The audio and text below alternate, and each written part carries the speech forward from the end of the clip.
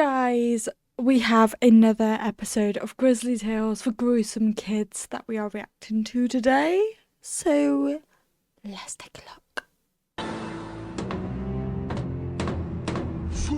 You are welcome to Grizzly Tales for Gruesome Kids, a series of cautionary tales for lovers of scream. I call this tale The Barber of Civil. Oh. Rude children should be seen and not heard. Don't you agree, Spindleshanks? Quiet when I'm talking. Do you know what these are, children? Slugs? Oh dear, no! Oh god, I bet they're leeches.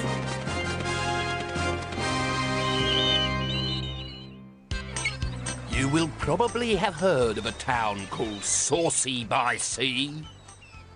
Once upon a time, the children who lived in this town had a terrible reputation. They were the rudest children in the world. And the rudest of them all were Tanya and Peregrine. Jingle bells, teacher smells, I wish she'd go away. She looks just like an elephant, I've nothing more to say. There was a gasp from the class. Go and see the headmaster, sizzled the teacher with steam and fury. Now! Tanya, meanwhile, was doing gym.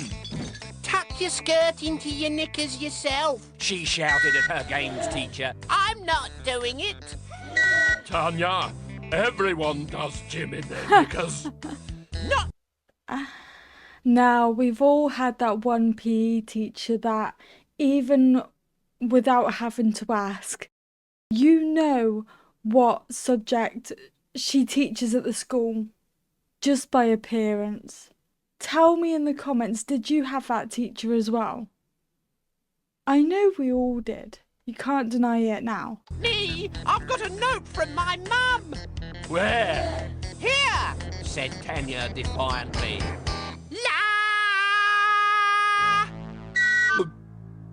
It's a musical note. My mum's always singing it. Go and see the headmaster, gasped the games teacher Even the slowly. PE teacher sounds Now. like the same as The what mine did. headmaster was a wise old man who knew exactly how to deal with cheeky children. Once he'd finished with them, they always said sorry. Well, what have you got to say for yourselves? We're not scared of your stupid old stick. If you really want to know, you make us sick. 'Cause you look like a camel with a hairy hump. You're an innie, you're a twit, you're a great fat lump. Could you get matron, please?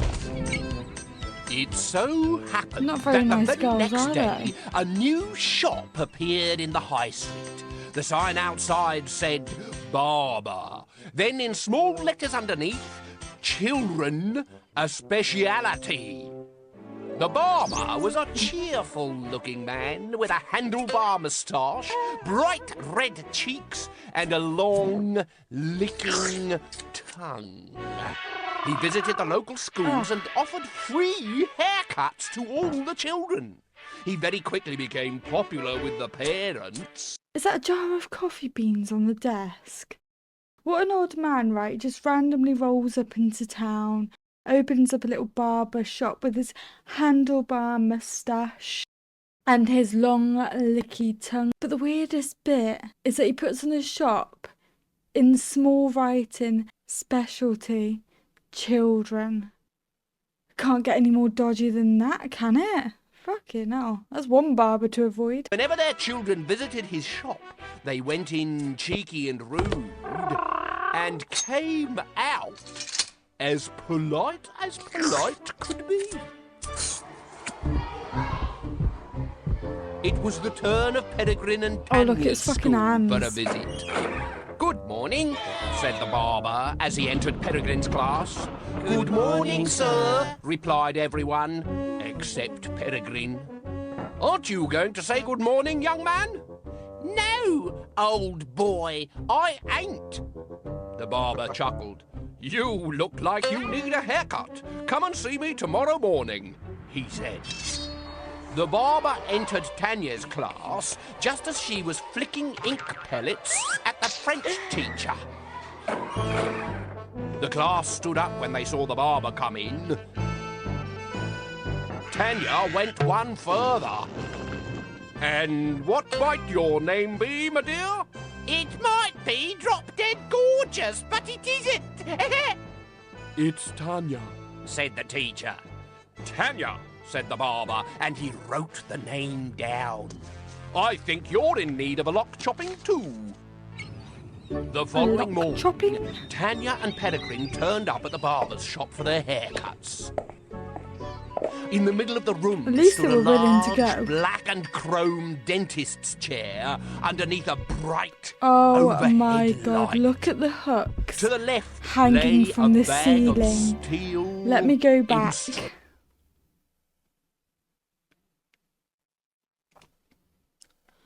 Look at them hooks hanging from the ceiling.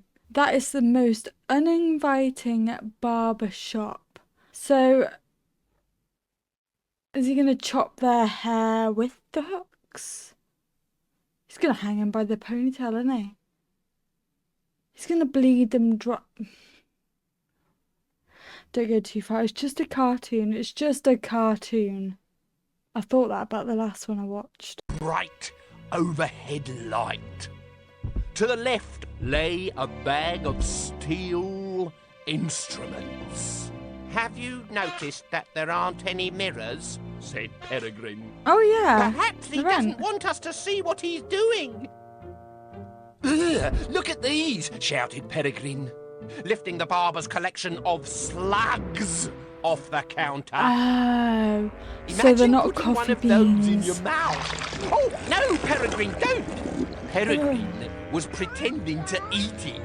No, stop it, Peregrine, I'll be sick. So will he, said a voice from the back of the shop. Peregrine got such a fright that he swallowed the slug and smashed the jar on the floor. As the heaving, twisting ball of slimy slugs slithered around Tanya's feet, she heard 100 cheeky voices shout out, "Sharp, nature won't do it, don't worry, and I hate you, and I hate you. Get them off me!" she shrieked. The barber bent down, scooped up the chattering slugs, and squeezed them into his pocket. Then he smiled and locked the door. Oh, fuck no. He tied a small plastic bib around each of their necks. The children were frightened. Yeah, no shit. What the fuck is he doing? Oh, no. Now, who wants to be first? Peregrine with your short back and sides? Or Tanya, I have you down for the full chop. But I don't want all my hair chopped off. We'll start with Peregrine then. Up you come. The barber helped Peregrine into the black and chrome dentist's chair.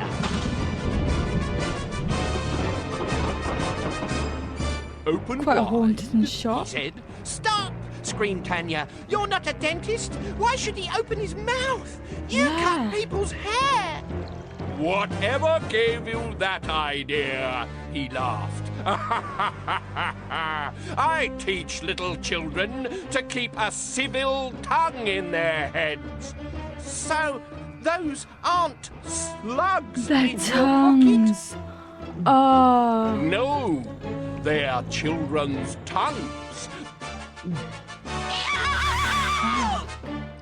The little bits of children's tongues that make you all so foul-mouthed. I snip out the rudeness. I trim off the cheekiness. I cut away the bad language, and when I've finished, I rinse your mouths out with soap and Come on, water. what's the need for the spit?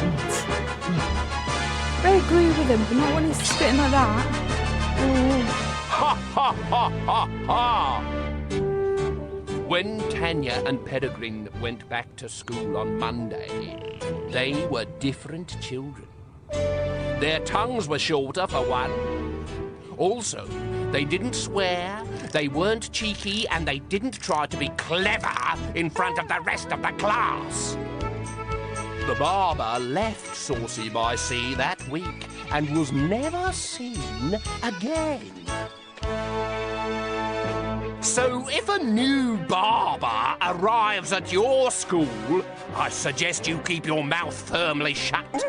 Do you still want to know what's in this jar? No, I think we know. Shan't tell you. What? That was actually a really good episode. A bit darker.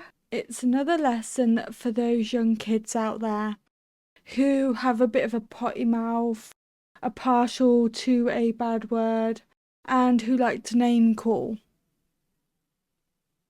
If you happen to see a random mysterious man open up a barber shop in your town who's come out of nowhere, looks a bit peculiar, acts a bit peculiar, keep your mouth shut. Be kind. Stop saying those bad words and you'll get to keep your tongue. Look, parents, it's another lesson for the kids out there, alright? This is what they need. Grizzly Tales for Gruesome Kids has the perfect lessons. Guys, that is it for today's video. Don't forget to like and subscribe so you don't miss any more of my videos. Come on guys, you know the drill. Let me know in the comments what did you think of this episode and I will catch you at the next one. Bye.